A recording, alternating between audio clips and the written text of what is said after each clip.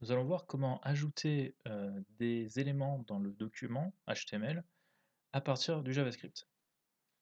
Alors pour réaliser cette action, donc je vais laisser le body vide avec juste la balise script pour pouvoir relier ma page. Et je vais venir créer un premier élément qui sera le H1. Donc je vais venir créer un let. Alors là, vous mettez n'importe quel nom de fonction. Là, c'est juste que je vais l'appeler élément H1 pour dire que je crée un élément H1. Donc je vais mettre document.create element et je vais l'appeler H1. Voilà. Donc vous pouvez voir que c'est assez clair comme notation. Voilà, dans une variable, on va venir créer un élément H1. Ensuite, cet élément, on va lui donner du texte. Donc pour ça, on fait element h1.textContent et on va ajouter notre texte. Donc là, je vais mettre ajouter H1 à la fin de l'élément body. Et pour l'ajouter, je vais mettre document. Donc là, l'objectif c'est de l'ajouter sur le document. Donc je mets document. Et pour ajouter directement sur body, il n'y a pas besoin de... En fait, on peut simplement venir écrire document.body. Et ici, on va mettre appendChild. Donc pour aller venir placer l'élément précédemment créé, donc l'élément H1, comme enfant de la balise body. Et si je rafraîchis, vous voyez que mon titre H1 apparaît sur ma page. Donc je vais faire la même chose avec une balise de paragraphe. Donc on va recréer une variable élément P. Toujours grâce au document, on va pouvoir créer un premier élément paragraphe, donc P. On va ensuite utiliser cet élément P pour pour écrire le texte directement. Et là, je vais écrire à peu près le même texte que précédemment, sauf que là, je vais mettre le P.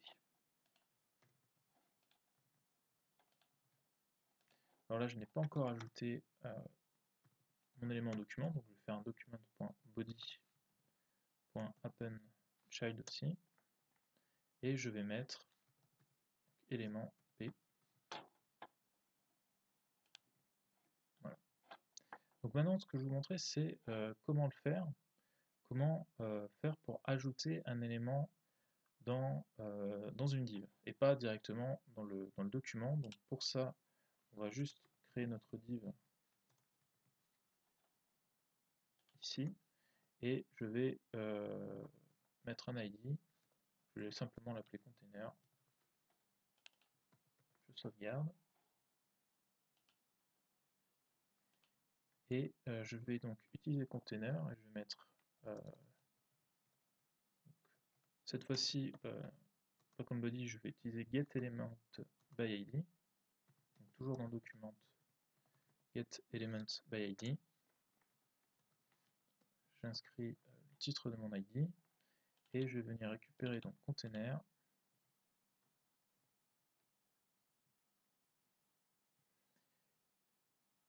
et on viendra le placer ensuite, pour ensuite mettre dans appendChild. Et qu'est-ce qu'on va mettre dans appendChild? En fait, on va simplement venir recréer un élément element, donc on va mettre p div est égal à document.create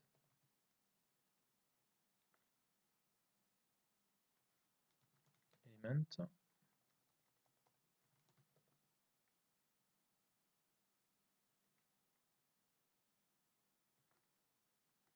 On va simplement mettre p. Donc cette fois-ci, je mets pdiv. Et je vais mettre un text content.